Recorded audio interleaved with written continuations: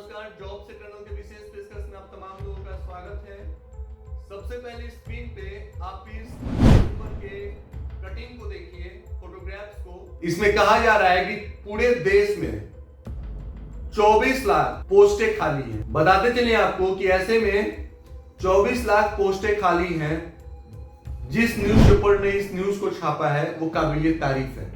पत्रकार जो है उनकी तारीफ करनी चाहिए, क्योंकि एक तरीके से केंद्र सरकार माहिर है आंकड़ा छुपाने में कि कितने देश के नौयुवा बेरोजगार हैं, कितनों के पास रोजगार है, कितने ऐसे पोस्टें हैं जिनमें वैकेंसियां पेंडिंग पड़ी हुई हैं।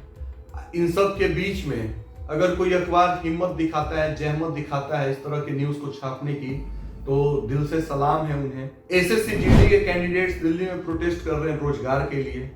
दूसरी तरफ खबरें आ रही हैं कि 24 लाख से भी ज्यादा की संख्या में वैकेंसियां खाली हैं। इसका हम कंटेंट एनालिसिस करेंगे, लेकिन इस बात में कितना दम है, कितना सच्चाई है, इसको और पुख्ता करने के लिए आपको अब हम TV9 भारतवर्ष की इस रिपोर्ट को दिखाते हैं, जिसमें उन्होंने आर्म फोर्स को एक्सप्लेन किया है कि कितने कितने आर्म फोर्स के किस किस जगह पे कितने पोस्टें खाली हैं, और उत्तर प्रदेश में अभी योगी आदित्यनाथ की सरकार है, वहां पे कितनी सीटें खाली हैं।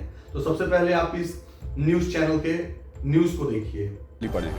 केंद्रीय सुरक्षा बलों की वैकेंसी लिस्ट देखें तो बीएसएफ में 28,926, सीआरपीएफ में 26,506, एसएसबी में 18,643, आईटीबीपी में 5,784 और असम राइफल्स में 7,328 पद खाली पड़े हुए हैं। आपको जानकर हैरानी होगी कि देश के सबसे बड़े सूबे यूपी के 37 विभागों में 32,800 पद खाली।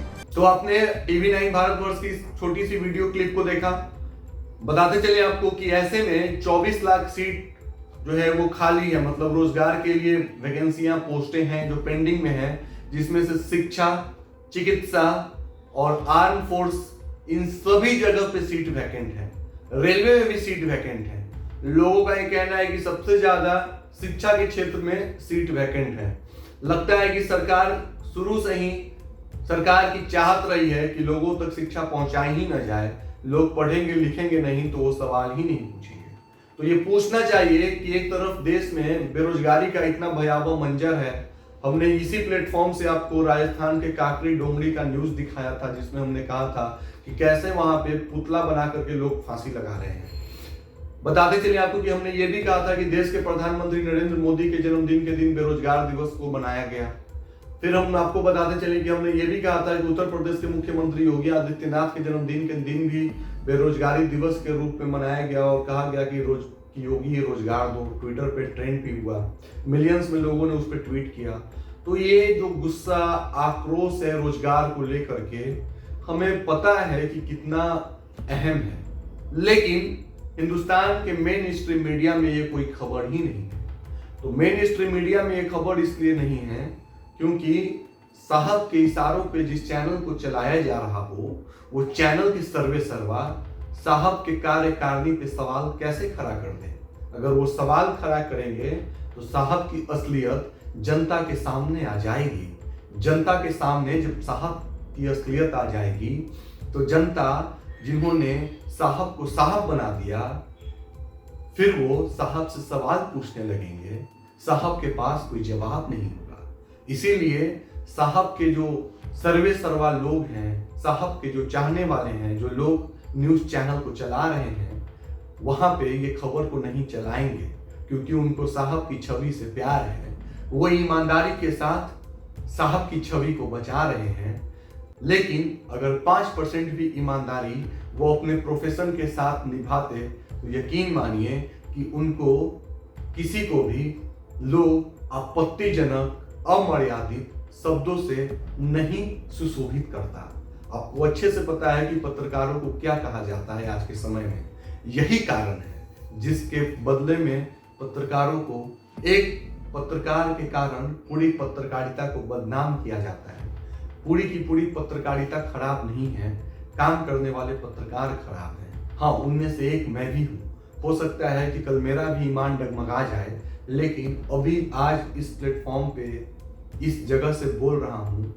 फिलहाल तक के लिए हमारे ईमान को कोई नहीं खरीदा है, इसीलिए गर्मजोशी के साथ हमने इस न्यूज को दिखाया कि 24 लाख की संख्या में सीटें वैकेंट हैं। क्या मेन स्ट्रीम मीडिया ने कभी इस खबर को दिखाया है? टीवी 9 भारतवर्ष ने चलिए एक कोशिश तो किया, एक शुरुआत तो किया खबर को दिखाने का। उन्होंने कहा कि आर्म फोर्स के सेक्टर्स में कितनी सीटें खाली हैं, लेकिन उन्होंने भी एग्जैक्ट आंकड़ा नहीं दिया। उन्हें भी डर और भय है।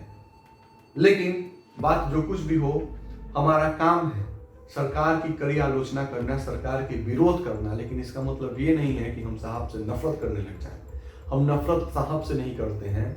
साहब जिस पद पे हैं और उस पद का वो ठीक से निर्वहन नहीं कर रहे हैं, इसीलिए साहब का हम विरोध करते हैं। साहब से व्यक्तिगत हमारी कोई दुश्मनी नहीं है, ना होनी चाहिए।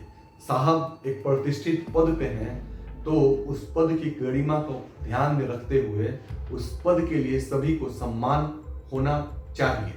लेकिन हम सम्मान उस पद का करते हैं, लेकिन उस पद पे बैठे हुए शख्सियत का कैसे करें जब उसकी आंखों के सामने उसके देश के युवा बेरोजगारी के अंधेरे में ढकेले जा रहे हैं। ये सब कुछ देखने के बाद भी अगर हम साहब की महिमा मंडन करें तो यकीन मानिए कि अपनी जो प्रोफेशन है, अपनी जो उसूल है, अपनी जो ईमानदारी है, उसके साथ बेईमानी होगी। कार्यक्रम अच्छा लगे तो इसे लाइक शेयर सब्सक्राइब जरूर करिए। धन्यवाद।